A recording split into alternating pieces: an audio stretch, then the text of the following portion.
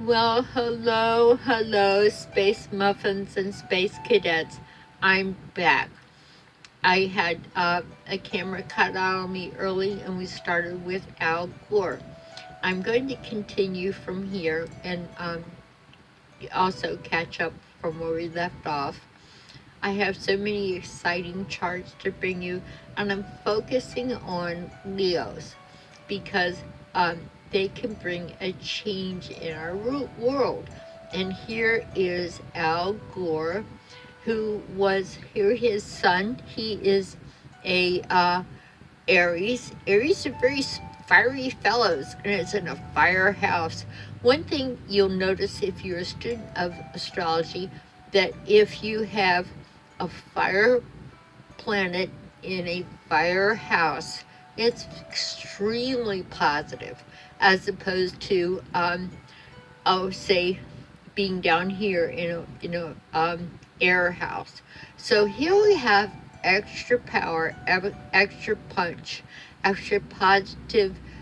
It has a Sagittarius meaning to the native. And it looks like our Earth is oval today. I hope Mr. Gorgeous Al can alleviate the traumas our Earth is through. And I think it's important to bring him to the forefront, as he has been a champion of the Earth. And he's been right all along. Sometimes it's no fun saying, I told you so. So here we have somebody that has extra fire, extra oomph, and nobody can get anything done like in Aries. This is 10. 10 stands alone, but it has all the tools to get done what they need to get done. And we'll look at the 10 tarot card in a minute. It gives a good visual of what's going on. But this is, I have extra philosophical, and also he has some good connections with our partners overseas. He has a foreign element in his life. He may have an in-law or something that's influenced his character a lot. He came from a well-to-do family. He could have had perhaps a Spanish nanny or something like that. So he's been well-rounded in that area. Here we have, well, here's Neptune. This makes him very spiritual. It makes him, he has, I think it's a doctor of divinity. I don't know what his actual degree is of the divinity schools, but it's a great part of his personality. And Neptune here shows this very strong religious grounding, and we need that now. Some balance, hopefully. Here we have his ascendant at 4 degrees, and here we have Leo. Leo stands out front. If you know any Leos, move over. When they walk in, you know they're there. And his first house is loaded. You need to have your own chart. You need to look at your ascendant and see what's there, because this is really as much part of your personality as your sun. It says who you are, where you're from, where you're going, in personality, etc. So, but it's a 4. We're going to look at, he's had some big blockages in his life. He's had all the gifts of being a senator's son, and with Neptune in opposition to his son, shows that daddy, here it is down here, daddy was away an awful lot. This is Neptune. I don't want to move my camera around because it cuts off, but this is Neptune. It's down in the 3rd house in opposition to his son. And this always means that daddy's not around at all. His mama was a huge, I don't know personally, but can tell that she was a big influence on him. She might have been a bit proper because this is a Capricorn moon. And but back to the ascendant. 4 we've looked at in other charts. It's like the death card. It's not quite as harsh, but it shows blockages. Thou shalt not have. And he's had those blockages. He had the presidency stolen from him, but he came back like a little champ that he is. I mean, look at this. He's such a fighter, all this fire. And unfortunately, he is he's in a position now of saying, I told you so. What a drag. Things might have been different if he had won, but people keep voting Republican and they can't, got nothing to say. So, except that's what we got. So here we have, down here is his moon, and you see it's highlighted. Let me see if you can see this. Yeah, here's his moon, and it's in Capricorn.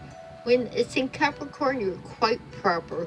You have basic roots, and you're kind of a no-frills person.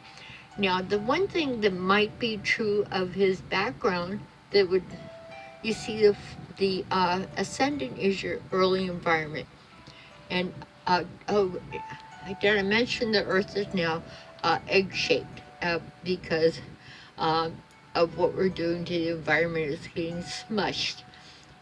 This is the Earth from a space view.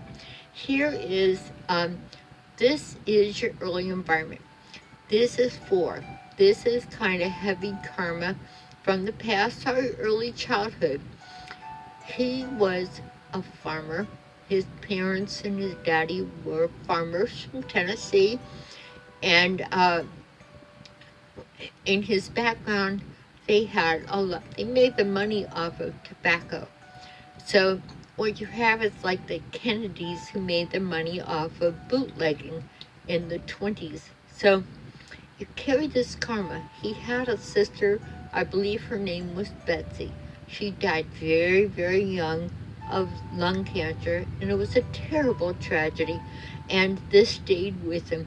That's what you get for having this background of tobacco farming, and then you begin to realize that you're selling something that kills people, and daddy's a senator, and we have a young son about to move up the political ranks, but making money off of death. And that comes back, unfortunately. So this is big blocks. 4 is a big block. But he's going to overcome it because of all this fire. So, and Pluto here this comes from a past life, and also the pressure of a very successful dad who's pressuring you. George Bush has the same thing of Pluto in the first house. You're pushed, and this is very hard, very harsh pushing. So I think it's a combination of very harsh pushing, bad karma from your tobacco products. Of course, when they stopped selling it eventually, I came from an area of the world that did, there was tobacco farming, and all the kids smoked tobacco, and they loved to chew it. So, there you go. It was part of the environment, part of the economy, and it became an issue. Here we have, so we've looked at 4, 10, I stand alone, but I'm victorious. 4, I'm held back by karma and circumstance, which he was. He had the presidency stolen from him. He comes back, though, to say, I told you so. So it's okay that he didn't become president because he was able to focus on the environment, which some people just didn't want to hear it. They want to continue underground testing and fracking and wrecking the earth and the oceans. So here you have, and he's the environmentalness comes from his background from being a farmer, and he, in Inconvenient Truth, he talks about what it meant to be on a beautiful farm and watch there was a river nearby, a creek, and he watched it get dirty and dry up. And it made him very sad. So he's seeing the future. He told us about the future, but it just depends on people to listen up. Here you have here we go. This moon, very important. Uh, the three things I want to focus on is um, the moon, sun, and ascendant. It's in Capricorn. Capricorns are really hard workers. You can't stop them once they get started. Um, so they're very down to earth. And his moon is almost, well, it is right on the cusp of the sixth house. So what you have of is, this is like Joe Kennedy. Um, Everything is technically in the fifth house, which is children. He wants school lunches, things like that. And Republicans are like, oh my God, you're giving away our money to the young kids. And they've got other ideas of what they think they should do with the money, like put it in the bank for themselves. So you have the Capricorn moon right on sixth house cusp. This is a huge concern for the public. The moon is the public, and he wants to work on healthcare. The sixth house is healthcare. Right now, with the transits as they are, it shows that he's having his own health problems, but we're not going to focus on transits right now. But this is a very magnanimous with Jupiter conjunct the sun. I'm very positive. I use straightforward principles to carry me forth, and this contributes to his religious background. He has a grand trine to die for. Here it is down here. You can't stop this guy. You have Jupiter here at my most favorite point is the galactic center. The galactic center draws down wisdom from above. Believe me, the center of the universe, there you go. And he draws it down, and he uses that to inspire Wayne Dyer, Shirley MacLaine. They all had this, and they used that knowledge very well. And it's there. You're on fire. You got this fire in the belly, and also you're being guided. He's getting guidance. And here we have in this grand trine is Regulus on the second house. So he's probably got an inheritance, and this is the second house of money. You want to know how your money is? Take a look at the second house. First house, second house. And this shows where you're going to get your money. And this shows royalty. He's getting money from the inheritance from his past, and that's very good. He's going to use it for positive things. And the trine is topped off by the midheaven, as you see, 21 degrees up here, and that makes a grand trine. Here, if you were to draw lines, trine means triangle. Draw a line from here to here to here. And it's like a pyramid of power. And it shoots right up to his midheaven, which is where you're going. So he's guided. And but he was pushed very early on by his dad and his mom. Mom must have been strict but positive, and that made him who he is. You have, let me think of the other points. I think this is what I wanted to cover with Mr. Gore's chart. He has to work on his own health right now. He has, it's interesting that we have Neptune here in opposition to his sun. So his sister's death was a big problem, a big influence on him. It sent him off on the environmental cause to pay attention. And the opposition here from Neptune is the spirituality, which he'll use to the betterment of us all. So I'm going to say adieu. I think it'll be time to come back and look at his transits and progression to see what's coming up for him, because he has an unfortunate karma in a way. He is now at a time when he lost what the election was stolen from him, and he went on to do other things which he was meant to do. So it's kind of a good thing. But he's in a position now of saying, I told you so. And sometimes that's a very uncomfortable, bad feeling, because you never wanted it to come true in the first place. I bid you adieu. I need you to click the little kitty cat in the right hand corner. It says, that was Zen, Z-E-N, and this is Meow.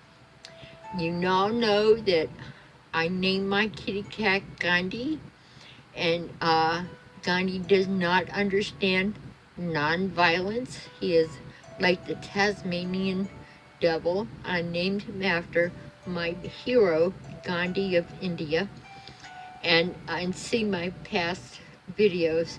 But I got the Tasmanian devil in instead. He's a beautiful thoroughbred Himalayan. He is free to a good home. So leave your information below, your birth information. I can send you your chart. And like in the right hand corner, you press that little cat symbol.